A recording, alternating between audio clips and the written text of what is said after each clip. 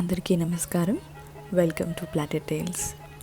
ఇవాళ తమిళనాడు స్టైల్లో ఇడ్లీ పొడి ఎలా చేయాలో మీకు షేర్ చేస్తున్నాను. ముందుగా పాన్లో 1 టేబుల్ స్పూన్ నువ్వుల నూనె తీసుకొని అందులో 1/2 కప్ ఉద్దిపప్పుని యాడ్ చేసుకోవాలి. ఈ పొడికి నువ్వుల నూనె అయితేనే చాలా బాగుంటుంది. ఈ ప్రాసెస్ మొత్తం ఫ్లేమ్ని సిమ్లోనే ఉంచి చేసుకోవాలి, లేదంటే పప్పులు మాడిపోయి పొడి చేసినప్పుడు చేదుగా ఉంటుంది. ఉద్దిపప్పు దోరగా వేగాక 1/2 కప్ ఉద్దిపప్పుకి 1/4 కప్ శనగపప్పు యాడ్ చేసుకోవాలి. సన్నని మంట పైన మాత్రమే ఈ పప్పుల్ని వేయించుకోవాలి. ఇది 2 నిమిషాలు వేగిన తర్వాత 1/4 కప్ శనగలు యాడ్ చేసుకోవాలి. ఇవి ఎక్కువ వేగనవసరం లేదు, ఒక 30 సెకండ్స్ వేయించుకుంటే సరిపోతుంది. ఇప్పుడు 1/4 కప్ వేరుశనగలు యాడ్ చేసుకోవాలి. వీటిని కూడా సిమ్లోనే ఉంచి దోరగా వేపుకోవాలి. తర్వాత తెల్ల నువ్వులు 1/4 కప్ యాడ్ చేసుకోవాలి. నువ్వులు యాడ్ చేస్తే ఆ పొడి ఫ్లేవర్ రెట్టింపు అవుతుంది, దీనికి నేను గ్యారంటీ. నువ్వులు యాడ్ చేశాక జస్ట్ 1 నిమిషం వేయించుకుంటే చాలు, ఎందుకంటే ఇవి త్వరగా వేగిపోతాయి కాబట్టి. ఇప్పుడు స్టవ్ ఆఫ్ చేసి వీటిని బాగా చల్లారనివ్వండి.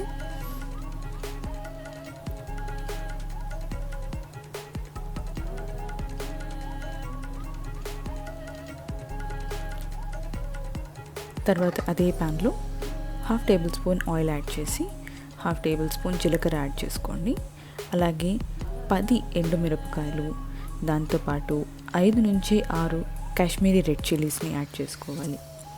ఇవి కాస్త వేగాక కరివేపాకు ఒక 2 రెమ్మలు యాడ్ చేసుకోవాలి. ఇవి కూడా వేగాక 10 నుంచి 15 వెల్లుల్లిపాయలు యాడ్ చేసుకోవాలి.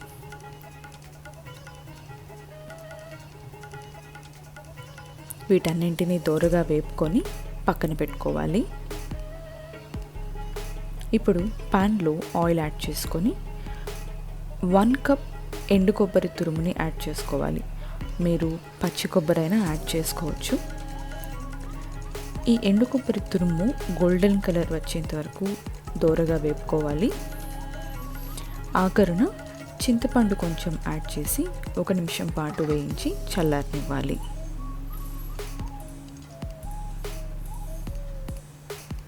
ఇప్పుడు ముందుగా మిక్సీ జార్లో ఎండుమిరపకాయలు, కరివేపాకు, వెల్లుల్లి ఇవి వేయించుకున్న వాటిని యాడ్ చేసి పల్స్ పైన కాస్త రఫ్గా గ్రైండ్ చేసుకోవాలి.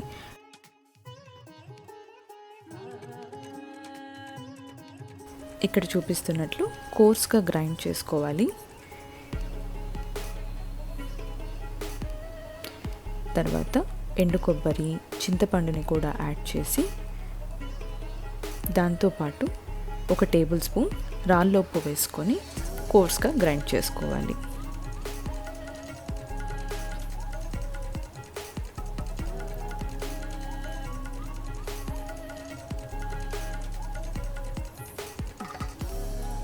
ఆఖరణ ముందుగా వేయించి పెట్టుకున్న పప్పులన్నింటినీ యాడ్ చేసి 1/2 టేబుల్ స్పూన్ ఇంగువ కూడా యాడ్ చేసి కోర్స్గా గ్రైండ్ చేసుకోవాలి.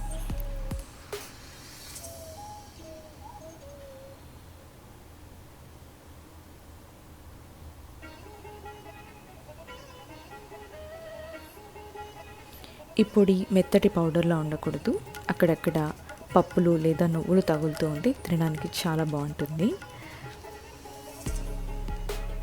ఈ పొడి ఇడ్లీలోకైనా దోశకైనా చాలా బాగుంటుంది. మీకు ఈ రెసిపీ నచ్చితే లైక్ చేయండి, ఫ్రెండ్స్ అండ్ ఫ్యామిలీతో షేర్ చేయండి. అలాగే సబ్స్క్రైబ్ చేయడం మర్చిపోకండి.